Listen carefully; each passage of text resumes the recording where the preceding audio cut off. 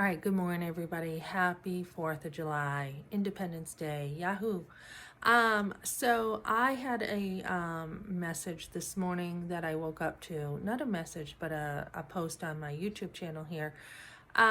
Basically, I have an idea of who this person is, but I'm not going to say on here. So Stormy Llewellyn, who I guess knows my age because this person said, oh, your abortion was like over 30 years ago. Stop making your YouTube channel on the soapbox of your child. Very catty, you know? She's like, she watched my other video and she's like, or my comment and said, oh, I was talking about how a lot of us have not learned, we did not learn when we were kids correctly in sex ed in school about sex, right? Most of us women have learned, oh, condoms are safe, and as long as you are using a condom, it's safe sex. That's what you're taught. You're not taught like a condom breaks. You're not taught any of this, right? So you think you're being responsible and doing the right thing and using a condom, and then it breaks. So this person's like, I, kind of catty, you know, I learned in sex ed that condoms are not 100% safe and STDs, etc. So good for you. But a lot of us have not learned that. We didn't learn it. So I had Mrs. Hill over in Epsom Central School, and it was just a joke. The class was a joke. I think it was 8th grade, 7th or 8th grade. We used to make fun of her.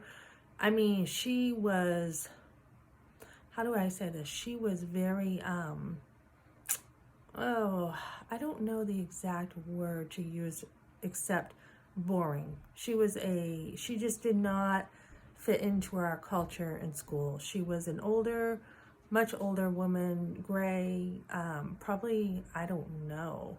I want to say maybe even 50s, an older teacher, very plump, very, just, you know, the short, you know, boyish haircut, just did not fit into our culture at all. So she talked about like the egg and the sperm, you know, making cells, and we really didn't get into sex or really get into much at all.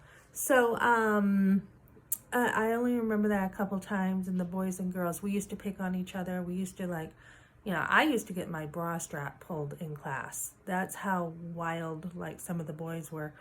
And I got picked on a lot in school, which, you know, we were all friends. It was all cool. But so we didn't really learn a lot. So my channel is about it's a niche. I have moved into, as of yesterday, I have moved into a niche which is forced or coerced abortions. I was listening yesterday. This is funny that this comment happened today because I was listening to a channel yesterday and thinking about preparing for this.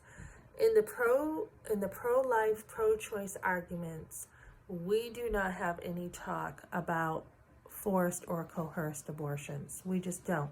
I was listening to a channel about pro-choice last night, and they were talking about how they don't really like the idea of a forced abortion in the pro-choice movement.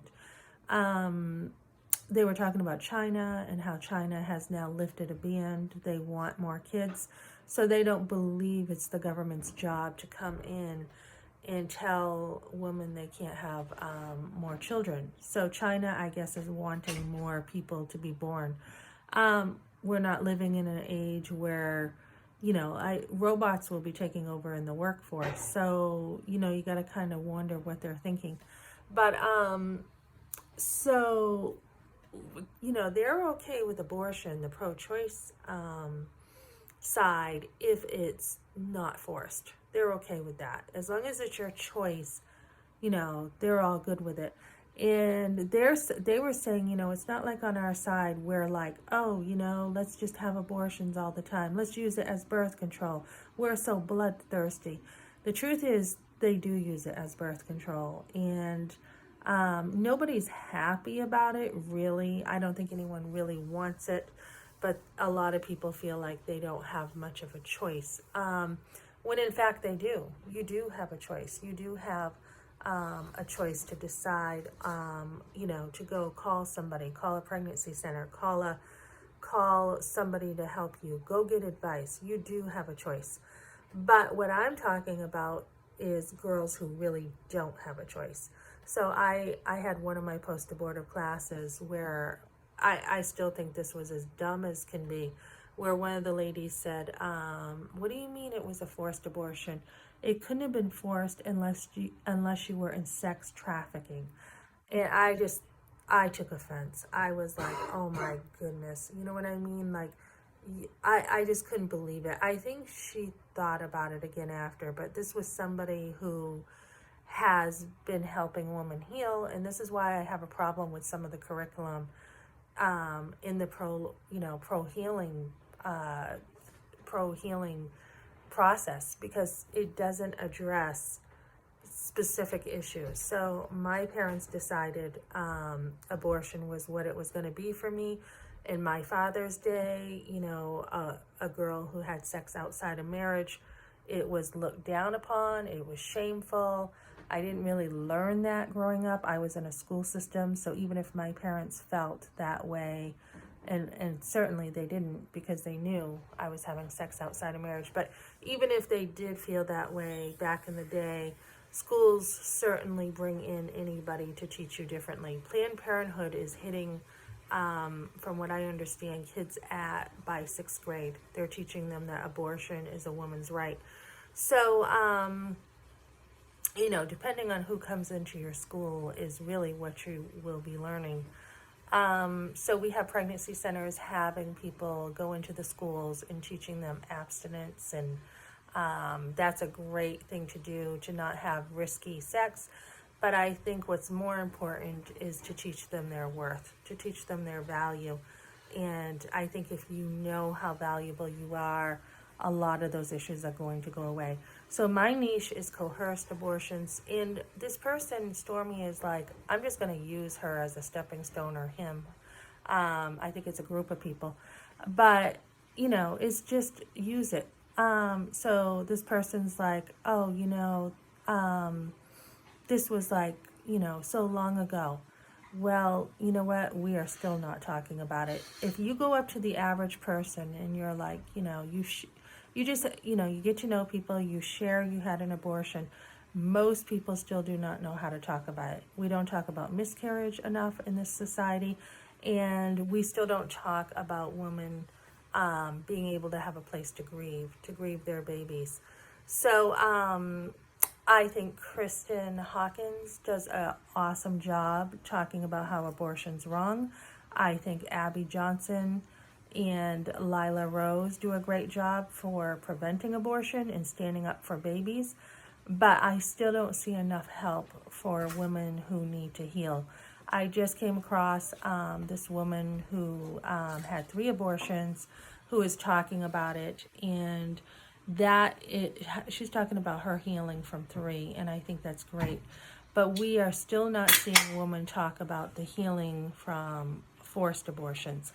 And I think that's where I'm going to be coming in and talking about this, because somebody doesn't want me to talk about this, obviously. And what we're looking at is, when you're healing, it's a different process for a coerced abortion. Because what you're dealing with is, you're not just dealing with an abortion. Forget that. I mean, that is like buried. What you're dealing with first is a mother who has had things in her past that allowed coercion. So you are dealing with a mother and daughter issues first. And before you can even really deal with that abortion, you've got to get through the mother-daughter relationships. You've got to be able to put boundaries up. You've got to be able to say, hey, I'm an adult now. These are my decisions, which I did do when I had my own kids. Because like my mother, even when I was in, labor for my firstborn, she was calling the hospital in the middle of my labor, and I had to tell the nurse, first time I really spoke up with my mother, don't have her call because I'm in the middle of labor.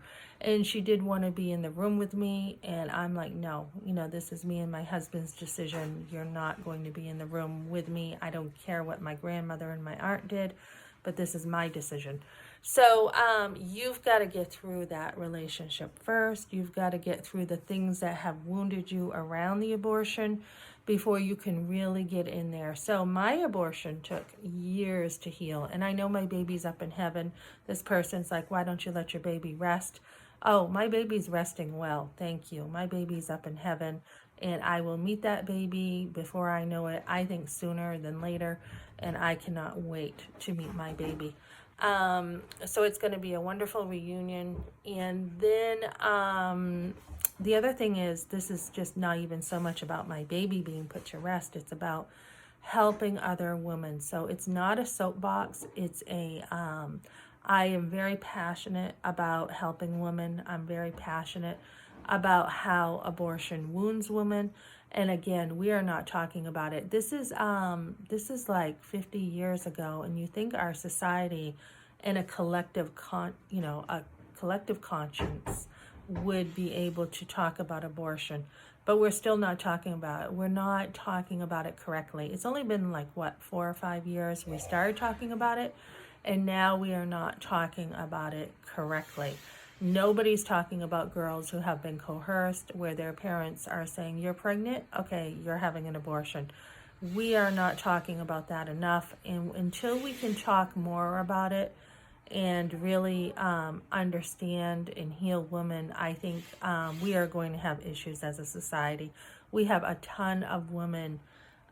Mickey, could you, shut the door, please? We have a ton of women right now who have not had healing.